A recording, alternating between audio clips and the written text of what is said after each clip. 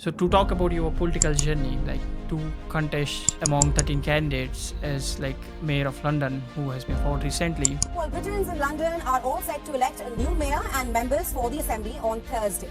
Ahead of the polls, Delhi-born businessman Tarun Ghulati. Walking on the streets today is not safe. Women are unsafe, children are unsafe. We've just heard of shocking incidents recently, particularly the three young girls who've unfortunately lost their lives. ULEZ zone and then congestion charges. That's the one point that you keep on stressing about, and you say that these are the like policies has gone very well for the public. Do you really think that UK has that many opportunities where they can accommodate this number of international students once they passed out? You're a student, but if you're looking for a job today, it's not easy. That's- If you're looking for a visa after your 2 years term has expired for the post-student sort of visa, that's never easy. So, thank you so much, sir, for taking your time and coming here to be part of our podcast. It's a pleasure to meet you. So when I gone through your profile, looking at your work, you've been working in like 8+ countries, served as CEO for the top banks, your father as secretary for the government of India, and your family is involved in the public service from 3 generations. What was interesting is like your career is very phenomenal. You're constantly figuring out the opportunities for the challenges, and then where you are like, where you want to inspire people around you, and then where you want to do the work that will be useful for the public. So what makes you wake up every day and think like, I want to do something that inspires everybody around me, I want to do something that will like people will be get benefited? Well, firstly, Narendra, thank you for having me. I know you've been a student here, and you're all of 25 years. So it's people like you who inspire me, who are keen to do good, keen to excel, keen to make a difference. Most people tend to lead a life that they wake up in the morning, they go for work, come back in the evening, and they're not thinking of the environment around them. They're not thinking what could we do differently. How do we excel in whatever we're doing? And the world today is at an inflection point geopolitically. It's extremely dangerous. There's a war ongoing, as we know, in Europe, and there is a strife ongoing in the Middle East. And these things can easily spiral out of control. So most people, the cost of living crisis hasn't helped. And we've had 14 years of the conservative rule where there were higher taxes, the cost of living was hurting people. Immigration has been an issue. The boats haven't stopped coming. And we've had a change in government, and I would think about 20% of the voting population is only voted for Labour. So whilst they've got a clear majority, there needs to be a change in terms of proportional representation. And so they've got a mandate, yes, but I think it's a tough start they've had, some stumbles along the way. So I think What's happening in the UK from the past 1 month, isn't it? not only 1 month, I think things have been simmering for a long very long time, yes. For a long time. And there comes a stage when people say, look, we've had enough. Yeah. Now, one might argue that they voted a new government in, but that's the expectancy, that you bring about change, positive change. Right. And the key issues with the last government were primarily immigration has been an issue. Too many people coming in illegally. And when you come in like that, you obviously need to be assessed very quickly and then sent back wherever you came from if you're an economic migrant. Indeed, the UK has been a country that takes a lot of pride in welcoming people. And we welcome people from Afghanistan here, Ukraine, and several other countries. So having said that, social services, public services are stretched as we speak. I mean, there are over 6.5 million people waiting on the NHS wait list. If you're a student, but if you're looking for a job today, it's not easy. Yeah. If you're looking for a visa after your 2 years term has expired for the post-student sort of visa, that's never easy. So to talk about your political journey, like to contest among 13 candidates as like mayor of London, who has been fought recently. So how was this experience? London is like one of the biggest city in the world, and then like you constantly call London as a global bank of world, and it's a land of Yes. opportunities. Yes. So to represent 10 million people and to think that I can lead like the boroughs, I can get together everybody, I can make a change, and to take that first step to contest as a mayor of London as an independent candidate. Then like how was the experience, and then how is past few months been? I think firstly, one has to, as I was alluding to, it's a mindset. So I was mugged on my own high street by two individuals who came on a motorcycle and pushed me. I got injured and took away my phone. I was also noticing that When was that? this was sometime middle of last year, and all I got was a police giving me a reference number. Nothing came about it, and if you are walking on the streets today, it's not safe. Women are unsafe, children are unsafe. We've just heard of two shocking incidents recently, particularly the three young girls who unfortunately lost their lives before their. So that incident made you like take a But this strong has happened switch. now. But what I was seeing was there was a mass security and safety is at its lowest ebb. Communities are feeling insular and broken.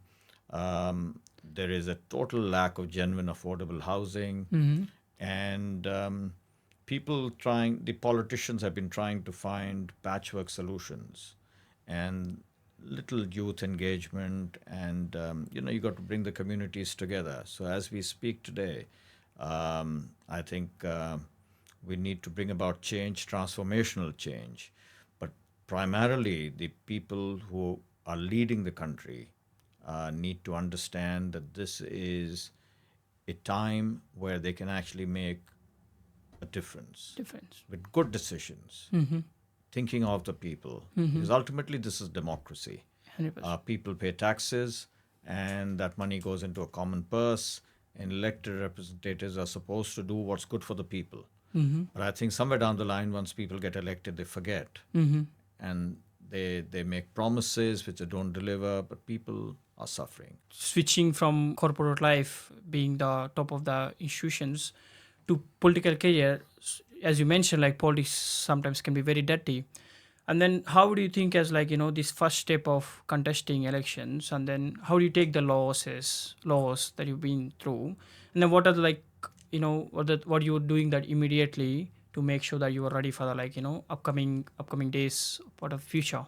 That's a great question. Not many have fought two elections over the last 7-8 months. I was first a independent candidate for Mayor of London. Yeah. And then one of 13 candidates in the fray. And then I was a candidate for Reform UK parliamentary candidate elections, for yes. the cities of London, Westminster.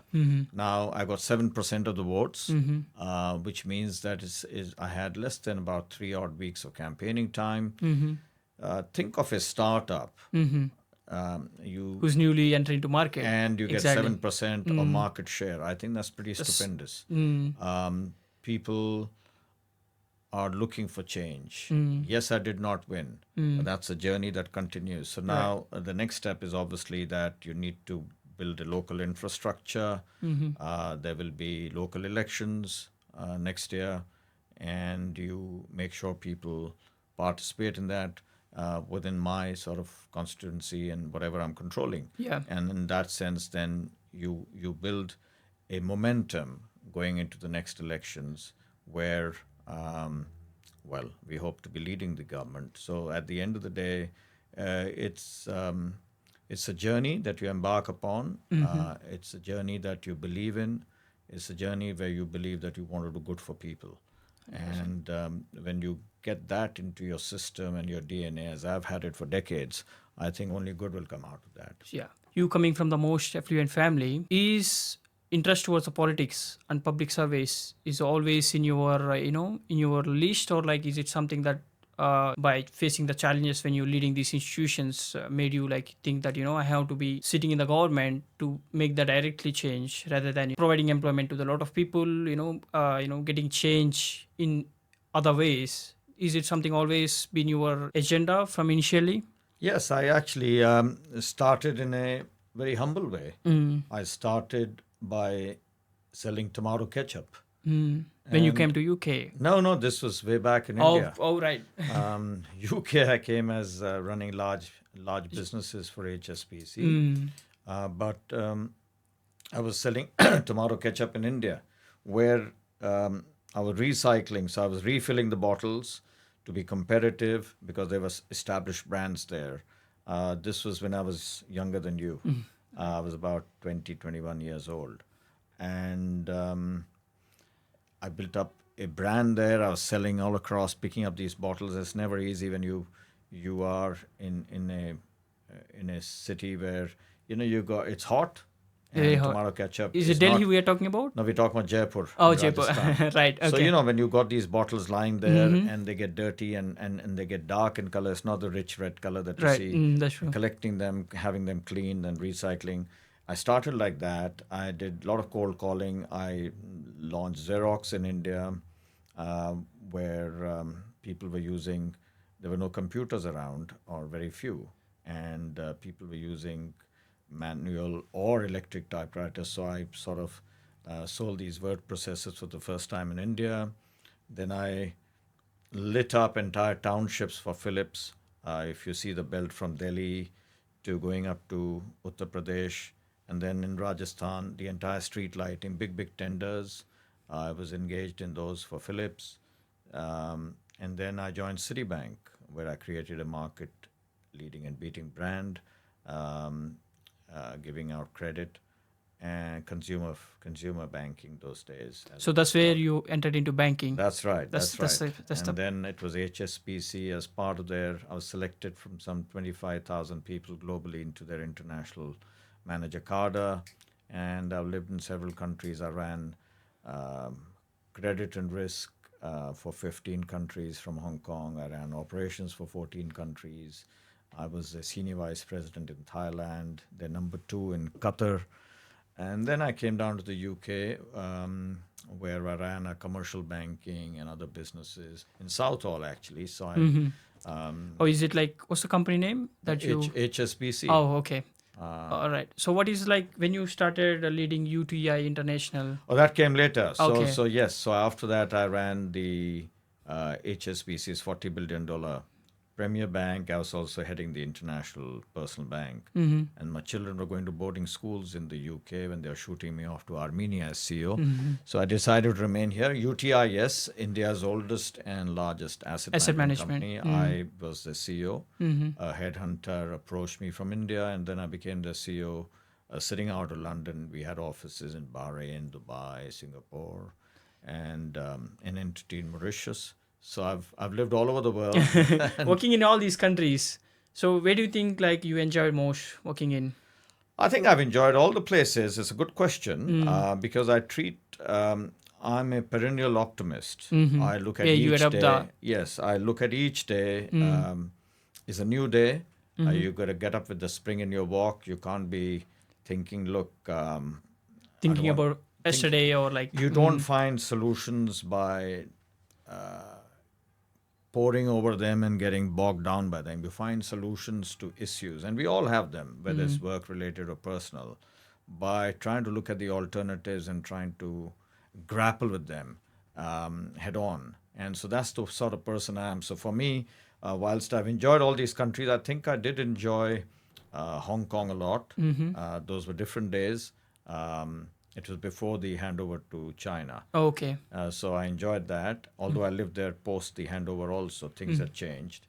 I think I view life in a way where you try and get the best out of each country or everything we each do, place yeah. you go to. I try and make a difference. I try and hit the ground running. And that's the nature of person I am, where you try and help the youth wherever you can go along. So I do a lot of things in relation to that today, which keeps me busy. And there are things that keep me awake. I worry about certain aspects, what's happening around me and how I can change it. But sometimes things are beyond your time and you've got to be patient. That's true. So talking about youth, It was so inspiring that like you and your co-founder, present co-founder Preeti Rana, Yes. you guys are running these 21st Century Icon Awards from the past few years. So this is purely to encourage the youth and new generation, right? Exactly. So It's when only for was the next gen. so from how long we running this? It's been 7 years now, Mm-hmm. and the 21st Century Icon Awards are perhaps a global brand now, Mm-hmm.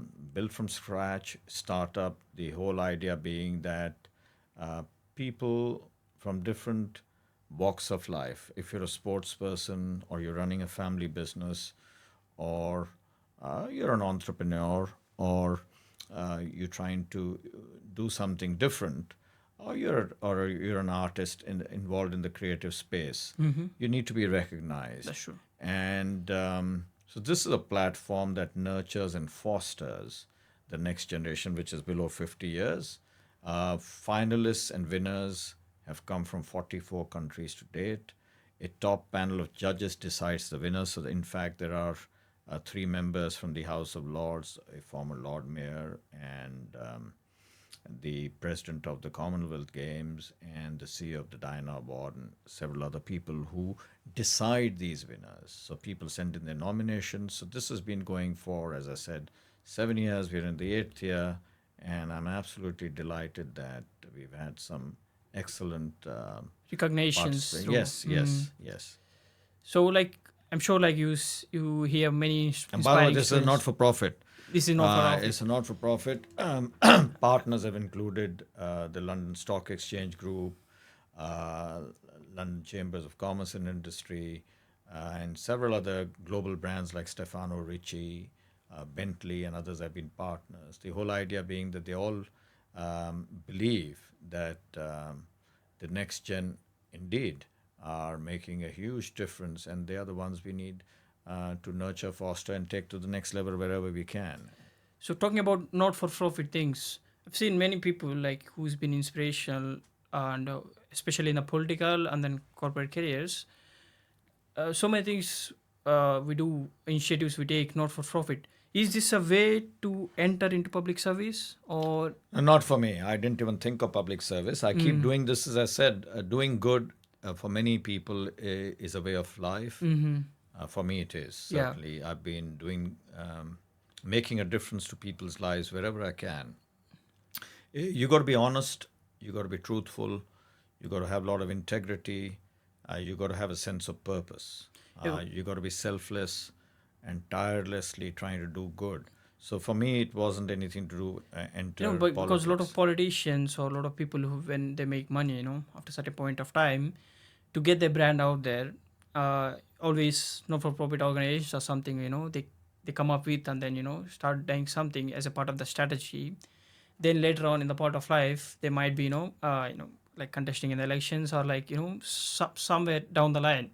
So I was like, when I was going through a lot of these things, I thought that this might be one of the way where like where you should have to in order to enter into Not for public me. service. Right? No. I was first on the board of the Indus Entrepreneurs. TIE, as it's commonly known, has got chapters all over the world. It's perhaps the world's largest not-for-profit that fosters entrepreneurship. I was on the board for that.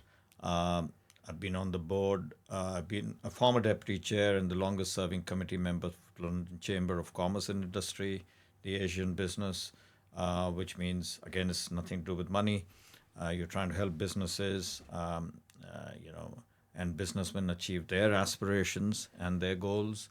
I'm a strategic advisor to the Global Cyber Alliance, where we deal with law enforcement and policing aspects globally, because cybercrime is real. I'm also a co-chair and co-founder of the International Startup Foundation, which was earlier known as the India Startup Foundation, where 11,000 startups participated last year. I took the London Chamber of Commerce and Industry to India, a delegation there. And so that's, again, a not-for-profit. And the 21st Century Icon Awards, as we've just discussed, I'm also a chairman of a forum where we believe that it's 21st Century Global Forum. So this is all a set of Purely things. having a purpose, and then The whole purpose is that uh, somebody who's got the ability to make a difference. and then recognizing them or supporting Yes, them. this has got nothing. So you help people all the while, whether it is with jobs, whether if it's a startup, they need funding, they need mentorship, they need sometimes just somebody to talk to. And my experience in the financial services space allows me to understand numbers. I can sort of get a good sense of businesses, temper people's enthusiasm when their valuations may be very lofty, bring them down to reality, but at the same time, tell people that it's good to focus on your journey, which is yours, whilst you keep an eye on others and competition, but don't look back over your shoulder. And it involves tenacity, grit, hard work, perseverance, and keep doing that, and success can be had. So talking about London, as a person who knows London in and out, so London is a city where like 270 plus nationalities live here, 300 plus languages are being spoken here, and it kinds of 10 million population. It's like financial hub for the world. So in the city like this, especially when we started this podcast, we want to help the international students and mainly Indian students over here in the UK. So where is the opportunities where the areas which are not being tapped, especially by our Indian community or Indian students, you think? Well, I think that's a good question again. Look, firstly, immigration is an issue. So I think whether it was a conservative government or the Labour government, they'll be under pressure to ensure that immigration is, well, to some extent controlled. Controlled. At the same time, there are areas where you need people. You need skilled people, you need trained people, you need educated people. But we also need to look at the local population. So at the same time, looking at that, I think it's like anybody else. So if you're a student, my advice would be that whilst you're studying, get into good internships. Right? Not for the sake of filling in your CV, but actually trying to learn. Get some experience Yes. practically. A lot of us are good at many things, but we need to try and hone in on some specialist areas where we believe we have the ability, the skills, the know-how, and perhaps the interest. Because you got to be fully charged when you're in a job. You got to be delivering and over-delivering and beating expectations. So firstly, get into a good internship, build a network of people where people are by and large helpful. So if you When we reach out. yes, when you reach out to people, but you should be able to demonstrate what exactly are you seeking. If you tell somebody, look, I'm seeking an internship, which specific area? Why is it that I'm suitable for this particular? So don't treat an internship like something, or an apprenticeship, whatever you might want to call it. So firstly, try and do that. Once you're there, put in a hard day's work. Let somebody realize, whoever has put you in that role, that you're actually making a difference. Don't look at the watch each day and think it's 5 p.m. or whatever, I got to scurry out of the office. You got to be visible. You got to be delivering. Okay? Beat expected. If somebody tells you, look, you got to do this on a daily basis, but if you feel you can help in some other area, push the envelope for yourself. People will notice that. All right. So there are a lot of people who want to stay back here beyond the 2 years, and the visa runs out after their studies. And yes, the visa will run out if you've been sort of the 2 years. Perhaps you've tried, but you're just sending a random CV everywhere. You're not actually specializing, not improving. Process of learning is never ending. I believe in that. I'm learning new things every day. I try not to make the same mistakes, but I'm making new mistakes. But the Learning process again. of learning and retraining and all that sort of stuff is critical. So as a student, yes, you need to be making or taking advantage of each day. And so, no matter what comes your way, sometimes you'll be surprised. We all have aspirations and desires and an idea of where we want to be, but sometimes the journey is not as straightforward. So if you believe I want to be doing this, but something else comes your way, an opportunity, and you believe, yes, That's something I can try. why not? Why not? Because, like I said, we've got to be learning new things, and this may be something that you didn't think you can do, and sometimes it turns out to be Very, very good. And then much actually better than must what be you specialized in. what Yeah. you'd embarked on. And then you'll find that those people who try and do that take each day as something they're going to make a difference. They're going to give it their best shot. Those are the people who probably get a permit from their employers, who get to stay here. The others will find, if they feel that it's a great place, I make friends, it's a great country, it's a great I city. went around the cities and have see. But it's this thing. I'm going to be like a tourist going around, and you know what? When I've got 2 months left, I'm going to try and get a job here. Well, you may get very lucky, but by and large, it's not easy. That's what I'm trying to get at. Yeah, to look at the Indian community in the UK. That's what I'm saying. Like, what are the areas that we are not, taking advantages in the UK? Because not many people like you who are from India coming forward, either to be in to play a part in the politically, or to bring the communities together. I'm sure when you are campaigning in the grassroots for your mayor elections or your MP elections, you must be speaking to a lot of guys. Certainly. So yeah, when you spoke to especially Indians, what have you thought that this is something that our guys are not being focused on, lacking, or not coming together for? What are those areas? I think that's a fabulous question. There are, if you look at London alone, there are close to 800,000 Indians. British Indians Only. living here. Yeah. And it is my belief that they are a divided lot of people. Yes, we come from different parts of India. We speak we are different very diverse languages. in the. We are diverse culturally. There are things that bind us together. Our scriptures bind us together. Our cultural roots bind us together. We are very hardworking people by and large, and we've done well in the UK. Right. So we've got lots to be proud of.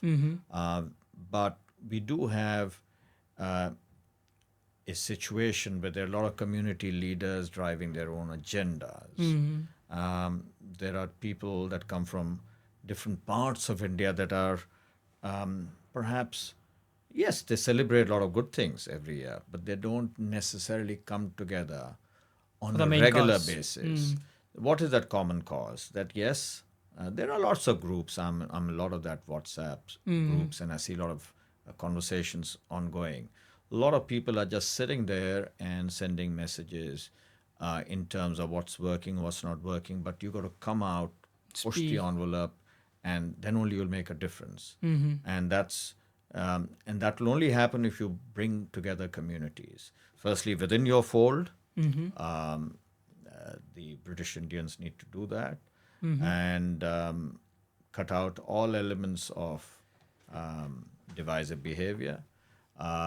For instance, if I stood as a mayor, I'm a Hindu, I'm a Sanatani, and whilst I don't want to be winning only one set of votes, I was looking at the entire UK. But you do believe in a vote bank, you do believe in your people, and whilst lots of people I'm extremely grateful for, thankful for, who supported me, but equally, we, as I alluded to, those communities, those religious heads, those other leaders need to come together for the common cause. Otherwise, you will find that there's an opportunity loss. I would have been a mayor, potentially, had they all supported. And they went to support a candidate from a certain party. Now, there's nothing wrong, but those are not national elections. And, I was perhaps the most qualified, most experienced, and a lot of people among felt that. most of them. Yeah, Not most of them, all of them. all of them. All of them. Right. Why most of them? I mean, if you look at Sadiq Khan, his record is pretty dismal in terms of construction of affordable homes, in terms of law and order, in terms of security and safety. So, amongst other things, he's got perhaps motorists feel the ULEZ and the other Oh, that's schemes. that's the thing that I want to talk about. So like, at the end of the day, his record and the conservative candidate was, if you will, the contender, was pretty uninspiring. And by the accounts of her own party people, she perhaps for most of her campaign didn't even have the conservative logo showing around. So if you're backing somebody like that, then guess what? She hasn't won. So I was keen on getting. So people voted for me across communities, across people from different walks of life, and I'm pretty proud of the fact that I took part and made a difference. yeah, we started the journey. Then I'm sure, like by the time we contest the next elections, we might able to get together all of them and then make like. Well, play a part. hopefully, the whole idea should be to do good, bring about difference to everybody's lives, and people should come together. Yeah. To talk about, sir, ULEZ zone and then congestion charges. That's the one point that you keep on stressing about, and you say that these are the the policies has gone very well for the public. Yes. In terms of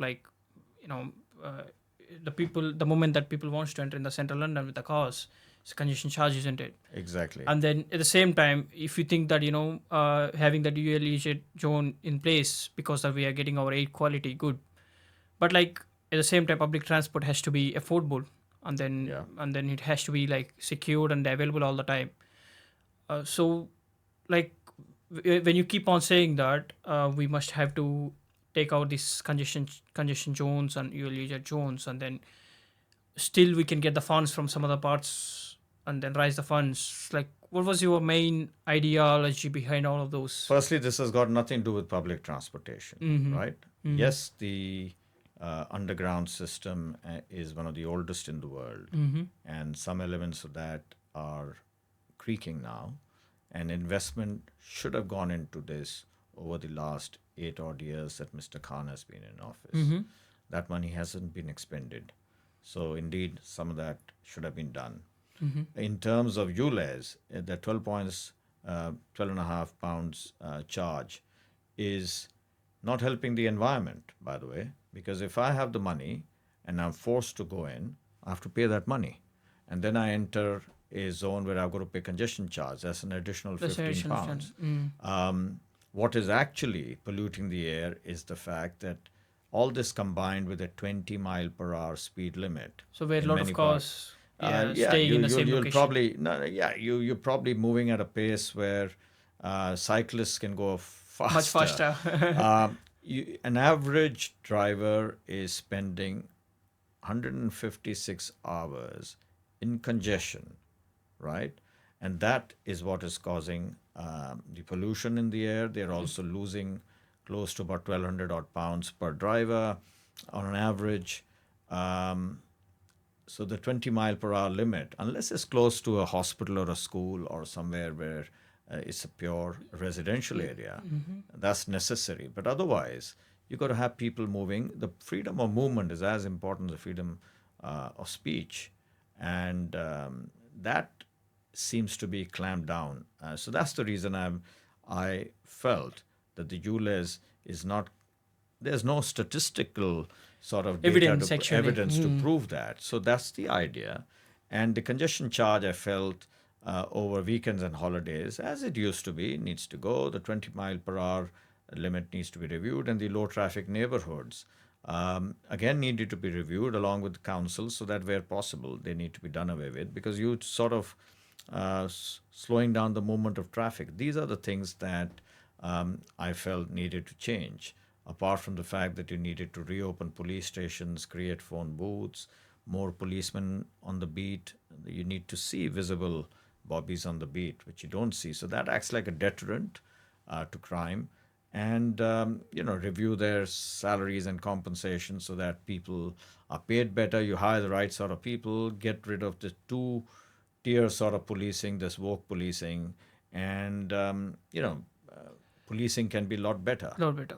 And what about like social housing? So it's almost a situation that like common man couldn't afford to leave for a rent or to buy a house, especially in London and in many parts of the UK as well. And then like when you keep on saying that social housing can be affordable by investing a lot of money into that and by like what are the ways that your strategies behind that. Oh, very simply, I was alluding to creating a real estate fund where you would bring in. I was tired of the fact that Mr. Khan had not built enough homes, and targets hadn't been met. And indeed, people are suffering in terms of, you're correct, somebody, the next gen can't really get on the property ladder. Interest rates have risen. Of course, there are various factors involved. But at the same time, if you have sufficient, so there are various ways of doing that. I was talking of creating a fund where there would be no excuse of not having money. I was also looking at getting people involved with the approvals It's kind of like process. public and private Yes, relationships. yes, partnerships, and also set sensible targets in terms of, if you're giving a developer approvals, fast track those, but at the same time there'll be targets for building some genuine affordable homes. And the idea being that where social housing is concerned, you make improvements. So people should be able to call a home a home. You should be proud of where you're living. But if people are not getting, some places are looking tired, no investment has gone in, and people are not proud. So, you got to feel happy each day. When people are happier, they'll go to work. A lot of people are on benefits. They want to actually go back, but there's no incentivization. So you want people to be engaged, and people want to work. So I was also looking at the youth, where Implementing the policies. yes. So security and safety is not somewhat like the patchwork sort of solutions people keep alluding to. You got to engage with the youth, training, retraining, change the mindset, and create opportunities for education, flexible opportunities for work. We were talking of internships and apprenticeships and all that. When all that works, people actually nobody wants to be called somebody who's not good for society or somebody who's not doing the right things. People, by and large, want to be engaged. But then the circumstances have been such that people are, as we speak today, the situation has never been worse than I've ever seen in the UK. And I've lived in London now for about 22 odd years. I gave up a fabulous career to remain here. And you know what? Things need to be changed. That's the reason people like me have entered politics. Coming forward, actually. Yes, because I don't want to be somebody sitting on an armchair and watching all this. Watching what's happening and then Yes. can't do anything about that. Yes. Right. So from your experience, I think you're the right one to answer this. In the UK, looking at the size of the UK, looking at the opportunities here, do you really think the amount of people, especially when I'm coming from the students' point of view, the amount of students that are coming here every year is huge. So when the new people come, there should be new opportunities. And also there should be opportunities for the people who are graduating locally as well. So there is like certain amount of portion who's graduating, who's born and brought up here. There are people who is coming from the foreign countries. Do you really think that UK has that many opportunities where they can accommodate this number of international students once they passed out? Well, firstly, students are welcome. Higher education, it's a great place. The UK offers some of the finest institutions, unlike in many other places of the world. So you've got that opportunity. I think the environment is very conducive for research and other facilities also. When they finish the studies after that, what about the work? When they finish their studies, as I alluded to earlier, it can't be that everybody who comes in here Should I think be- would the number be over a couple of 100,000 every year? Yeah, it's easily over 200,000. I don't think those many students can be accommodated into jobs here and then they aspire to become citizens and all that.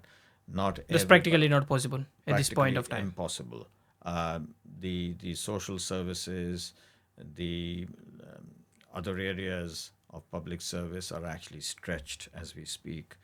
We've had, unfortunately, a lot of immigrants coming in illegally, where those boats need to be stopped.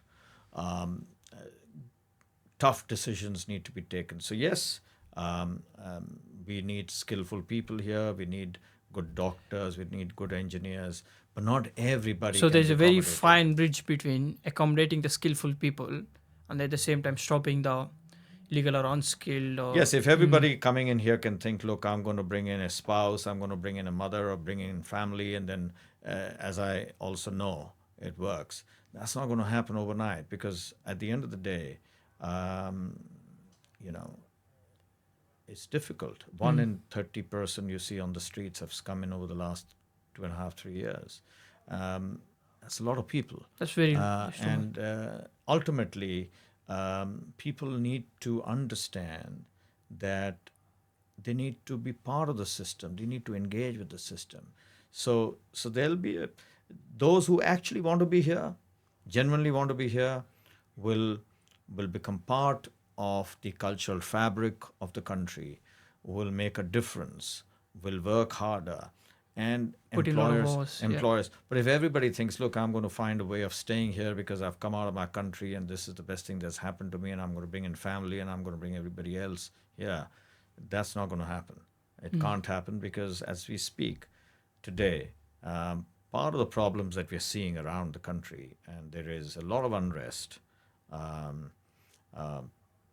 The Prime Minister, I think, made an unfortunate statement the other day, calling the far right are trying to do this. Nothing. These are Britishers who are feeling the pain today. It's got nothing to do with far right. It's everything to do with Britishers, people who are feeling the pain. People who are feeling opportunities are being taken away. People who feel that the public purse is not being utilized. I mean, recently a 22 billion hole has been identified, and the Labour Party is saying that the Conservative government left them with unfunded spending, bills. Well, there should be an investigation into this. It's not just enough to say, look, you know what, we have inherited something that is not great. The Chancellor and the government on the other side were elected by the people. The current government has been elected by the people. People need to see a transparent, clear, accountable. account, because you've got to be accountable to the people. It should be for the people, totally, only about the people, and that's what's is problematic today. So I think at the end of the day, yes, I've lived all over the world, but I worked with an entity. There will be entities that will take on the students. There will be students who put in a good day's work, make their presence felt, and they sort of assimilate themselves. Like, participating in some kind of change. Yes, but if everybody thinks they can be accommodated here, That's false. yes, it wouldn't work. We should understand that ultimately there is a limit. We can't go to any country and say, look, unlimited number of people. Yeah. But we do need our students come here. They make a difference. A lot of them work very hard. A lot of them are very bright, if not most of them, and all of them. And they want to be part of the system. But unfortunately, notwithstanding good intentions, it would not be possible. So we've got to be realistic. But like I said, those who want to make a difference, those who actually want to stay here will be part, and they'll find good ways of. But you can't have so many people accommodated. Okay. I'm talking about, as I will say, untapped areas or sectors where we are not taking advantage of. Like, I'm coming in the point of, like, let's say there's IT, there's a finance, there is some cybersecurity thing, there's a constructions, there's so many different sectors, and then UK is strong for so many zones, and then UK is like still building up on so many things. So What are the areas, sir, across the UK, especially when we talk about the professional careers, be it IT or finance or some other sectors, which are the sectors which are not being exposed or which we are not taking advantage of? Which do you think Indian From a students? Indian Yeah, perspective? by Indian student perspective. Okay. Be it a city, be it an area, be it a sector. Yeah, so firstly, there's a living bridge here. There is a lot of connection between the two countries. Mm-hmm. And I believe a free trade agreement should be signed Between pretty India soon. and UK Yes, governments. that should help. In terms of employers, I think the Indian entities are some of the largest employers here. Be it the Tatas or you've got the Jaguar Land Rovers and the others and others that are hiring people. There are the Indians that have come here have worked very hard, and they've come from, whether it's from Africa and East Africa and indeed from India, and they have made a difference and contributed massively to the UK society. So at the end of the day, you've got to commend the excellent and stupendous contribution of British Indians in that sense. Having said that, I think more needs to be done in, as I alluded earlier, in bringing the communities together. There are opportunities that they should be able to offer, because a lot of them are running good businesses, robust businesses. They should be the first ones to say, look, we've got an entity that can hire a few people coming from India. So there should be opportunities there. Okay. And they could be cross sectors, I'm pretty certain. I meet people from all walks of life. 100%. There are professional entities, there are a lot of entrepreneurs across sectors. So that's one area. In terms of somebody trying to set up something, the startup and scale up infrastructure ecosystem is very robust. Yeah, but equally, there are entities that are wanting to embark on a journey in India, and simultaneously there are businesses wanting to make inroads into the UK. And that's another space where people can see, and it's to do with not only the IT space, but there are, for instance, millets. It's catching up. And there's It's becoming a big market, and then people there are people in India who are doing a lot to promote that, for instance. So there are areas where, again, in terms of artificial intelligence, in terms of cyber security, India is very, very strong.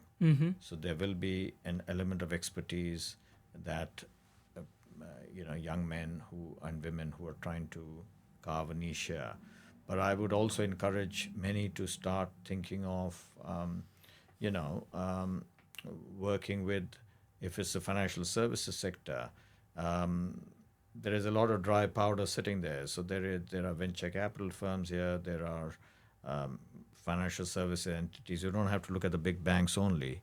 Yeah, there's a lot of small. There are entities startups. that need the skill set, because Indians, by and large, are very good in numbers, and they're hardworking. Hardworking. Very Much hardworking. agree that, yes. So I think that's a key quality trait which endears to a lot of employers, without somebody just looking at the watch and saying, let's go Let's off. go, it's 5 o'clock. So without, it's pretty broad brush. I think the opportunities are across sectors, and for somebody with the right sort of mindset, the attitude, and somebody who's willing to go the extra mile, I don't think there's anything to stop. But like I said, the system is stretched, and yes, the government of today needs to understand and take the right decisions, and things hopefully will improve. Otherwise, people like me will come into power someday in 5 years, and our party should be in the government.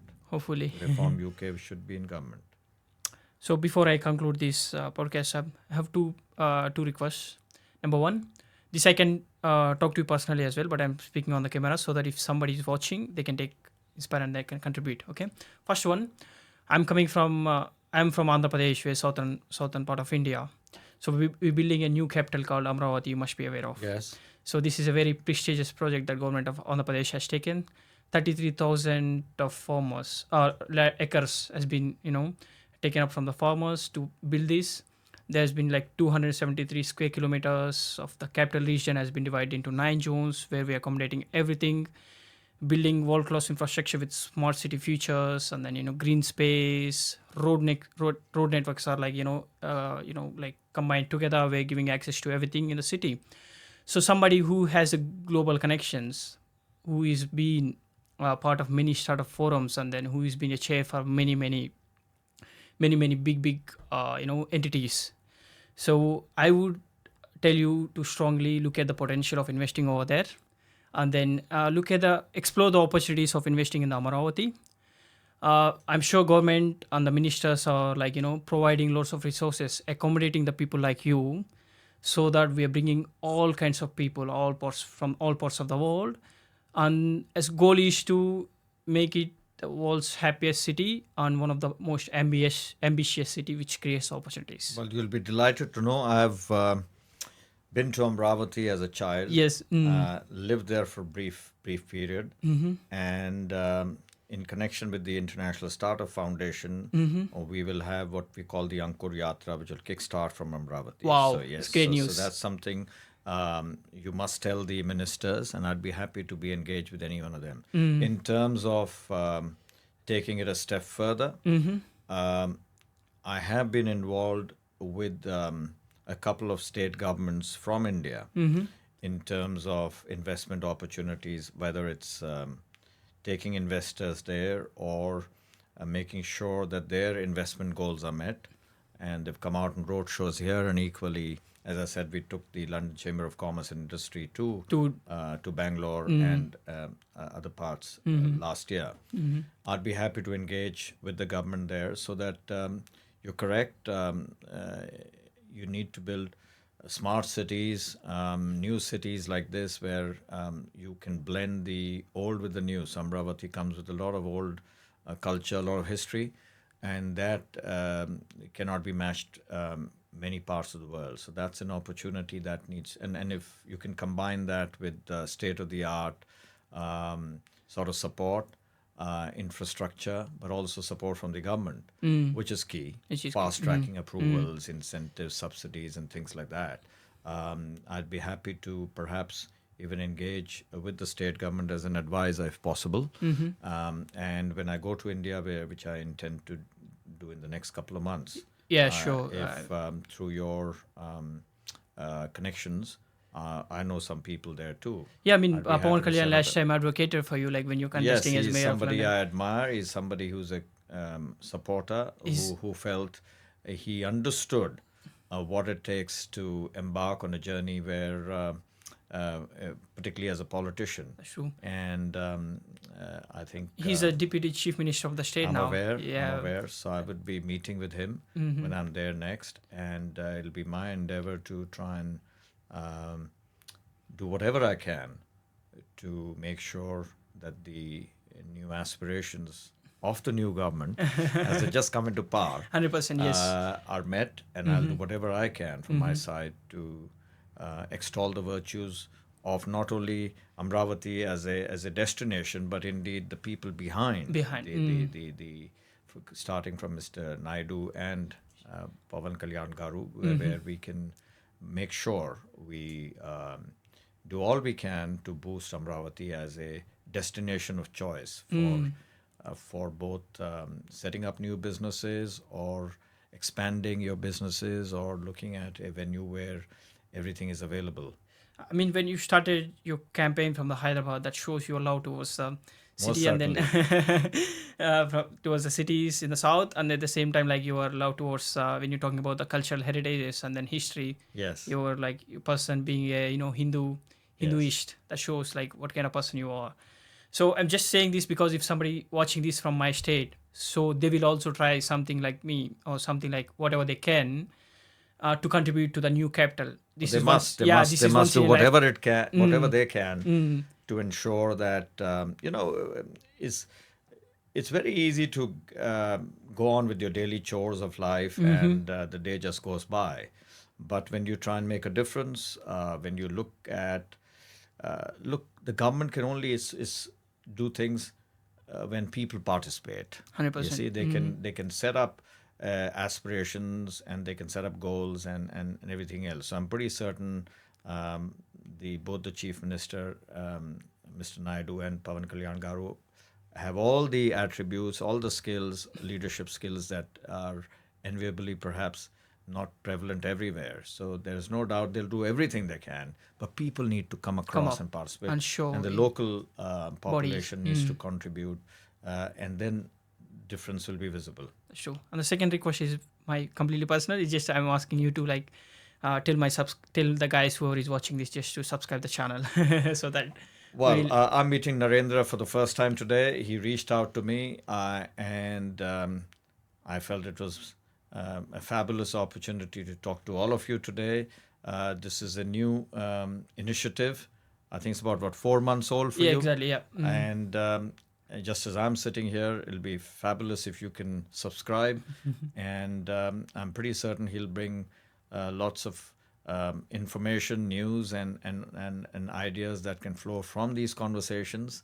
And Which will be let's all work towards supporting your new endeavor. So I'm absolutely delighted. Thank you so much, Shah. Thank you for your time. Thank you.